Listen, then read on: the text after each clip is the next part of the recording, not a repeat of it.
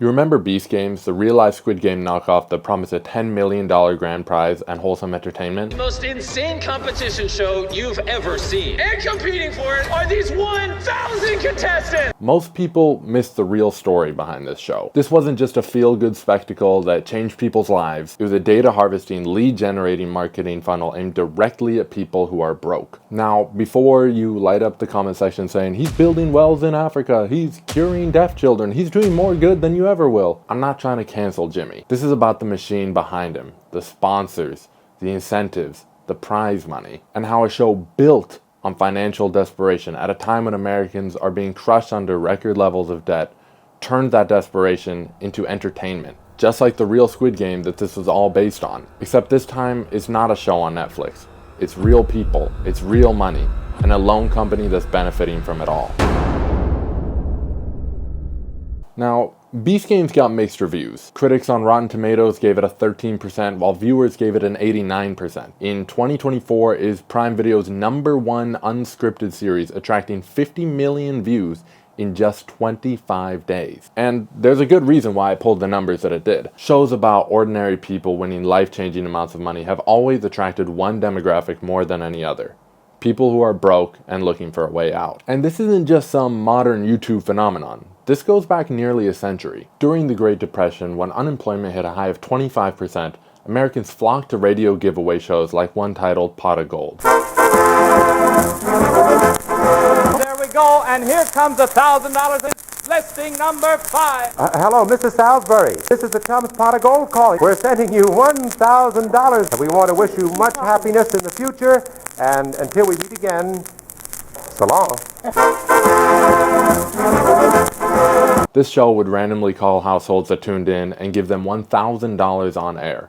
I was about to say that this is chump change today, but really that's not. That can make or break a lot of months for people. And in 1940, this was equivalent to $23,000 today. $23,000 can be considered life-changing money. This is just over what the average American makes in 6 months. Audiences for this show skyrocketed because this was a time when, similar to today, people were struggling and desperate. Fast forward almost 100 years later, and you see countless shows that incorporate this escape fantasy that we see in Beast Games. And the lower your income, the more these shows appeal to you. It's a lifeline that we've all thought of at one point or another. Just the other day, I was talking to my friend about what I would do if I won the lottery. And this isn't just my opinion. Study after study has shown that poorer Americans spend significantly more money on lottery tickets than wealthier ones. And it makes sense. The lower your income, the more likely you are to gamble at a shot to escape. The psychology behind it is sadly simple. When your life feels stuck,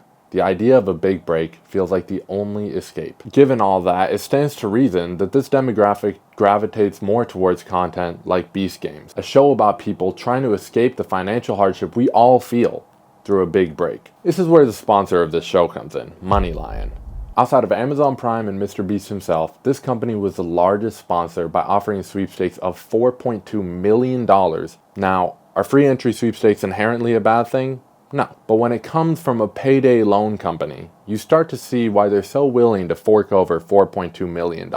For those of you that don't know what a payday loan company is, here are the basics. A payday loan company is one that offers customers the opportunity to essentially get a cash advance to be paid back on their next paycheck. While many state laws set a maximum for payday loan fees, a typical 2-week payday loan can result in an annual percentage rate, or APR, of 400%. Not only can these fees be astronomical, but they trap consumers into a cycle that's actually worse than living paycheck to paycheck.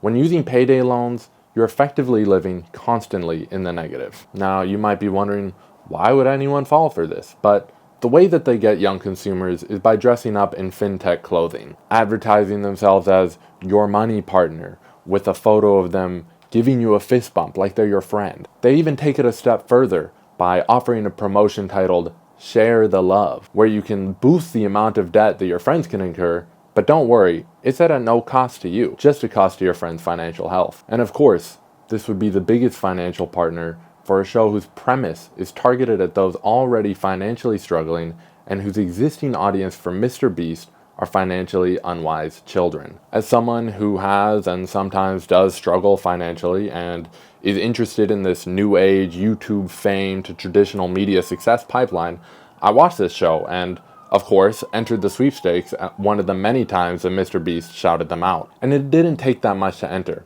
All it took was my contact info, my social security, demographic data, and boom, I was sucked right into their marketing funnel. While I didn't win this sweepstakes, just like all other sweepstakes I've ever entered in my past, except for the one time I won a PlayStation 1 at school in 2012, what I did gain from this experience was being inundated with almost daily promotional emails from MoneyLion. If I had had a secure job at the time, and if I was perhaps younger, it's entirely possible that I would have been tempted to get involved with one of these loans that were advertised as helping me. This isn't just about Mr. Beast or MoneyLion alone. This is just a front and center example of a bigger trend. The internet sells hope to people who have the least of it. Lottery apps, cash giveaways on live streams, gambling on random cryptocurrencies, online casinos. Now this current example of winning a piece of millions of dollars through a game show by the most recognizable YouTuber on earth. Entertainment has always had an element of financial bait. That's how it sustains itself.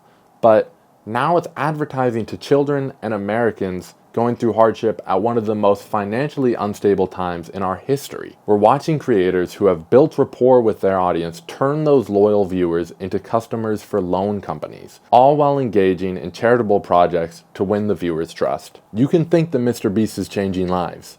You can think that he's taking advantage of his viewers. Both can be true. But what's also true is when a loan company sponsors a show built on a fantasy of escaping poverty, someone is getting played. And it's not the loan company.